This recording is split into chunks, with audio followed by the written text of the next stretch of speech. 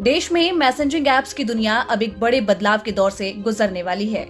आज के समय में जब मैसेजिंग ऐप्स हमारी रोजमर्रा की जिंदगी का हिस्सा बन चुके हैं, सुबह उठते ही व्हाट्सएप से शुरुआत होती है और फिर सारा दिन Telegram, Snapchat, ShareChat, Jio chat जैसी कई मैसेजिंग ऐप को इस्तेमाल करते हुए हम अपने रोजमर्रा का काम करते हैं।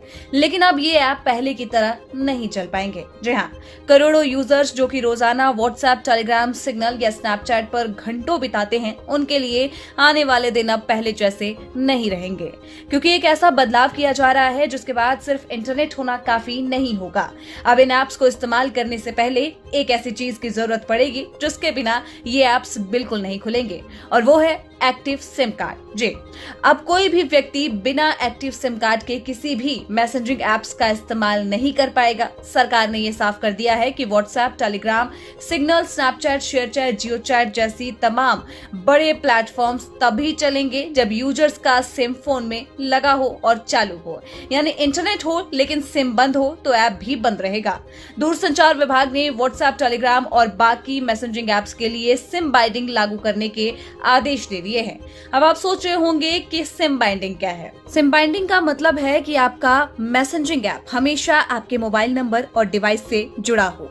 इसका मतलब ये है कि अगर आपका फोन उस सिम के बिना है जिससे आपका अकाउंट बना है, तो ऐप का इस्तेमाल करना मुश्किल होगा या आपको बार बार वेरीफाई करना पड़ेगा।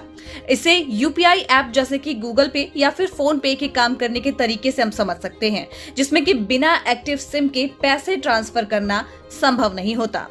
इस नई व्यवस्था को लागू करने के लिए ऐप कंपनियों को सरकार ने 90 दिन की मोहलत दी है। बता दें कि 120 दिनों के भीतर ही उन्हें सरकार के दिए गए इस आदेश का पालन करना होगा और अनुपालन रिपोर्ट भी देनी होगी।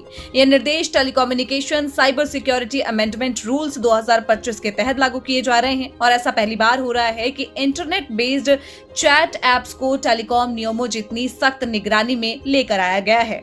सरकार ने इन ऐप्स को अब नई श्रेणी टेलीकम्युनिकेशन आइडेंटिफाइड यूजर एंटिटीज में रखा है। इसके बाद ऐप को सुनिश्चित करना होगा कि यूजर का सिम किसी भी समय ऐप से अलग ना हो सके।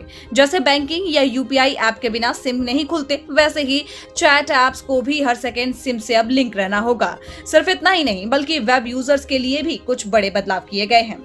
अब व्हाट्सएप वेब या टेलीग्राम वेब कई दिनों तक खुला नहीं रहेगा। जैसा कि हम कभी भी अपने व्हाट्सएप अकाउंट को अपने लैपटॉप में लॉगिन कर लेते थे और लगातार कई दिनों तक उसी को इस्तेमाल किया करते थे, अब ये सुविधा खत्म कर दी गई है।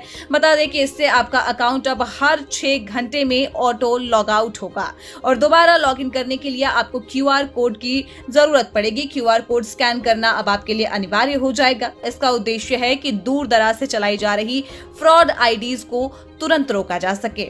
वहीं ये भी बताया जा रहा है कि डीओटी एक मोबाइल नंबर वेरिफिकेशन सिस्टम भी बनाएगा, जिससे कि ये सुनिश्चित किया जा सके कि मोबाइल नंबर का इस्तेमाल सही तरीके से हो रहा है या नहीं हो रहा है।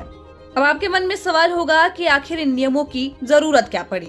तो बता दें कि COAI यानी कि cellular operators association of India ने पहले ही संकेत दिया था कि मैसेजिंग ऐप्स का सिम से स्वतंत्र रूप से कार्य करना सुरक्षा जोखिम को पैदा करता है। साइबर अपराधी, खास करके विदेशों से संचालित गिरोह सिम निष्क्रिय होने के बाद या बदलने के बाद भी इन्हीं ऐप्स के जरिए धोखाधड़ी जारी रख सकते हैं, क्योंकि ऐसे मामलों में कॉल रिकॉर्ड, लोकेशन, लॉगिन या फिर किसी भी टेलीकॉम डेटा से अपराधियों का पता लगाना मुश्किल हो जाता है।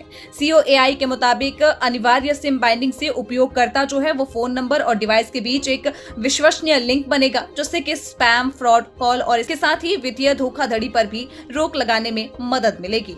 अब इस पूरे बदलाव पर एक्सपर्ट्स क्या कहते हैं, ये भी जान लेते हैं।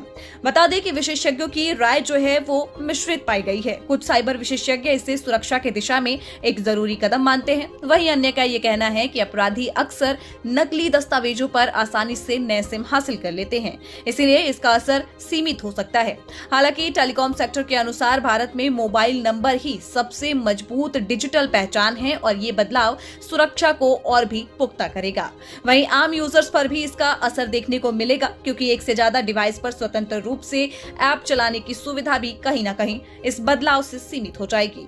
तो आपको क्या लगता है, सरकार की ओर से किए गए इस बदलाव को आप किस तरीके से देखते हैं? हमें कमेंट सेक्शन में जरूर बताइएगा।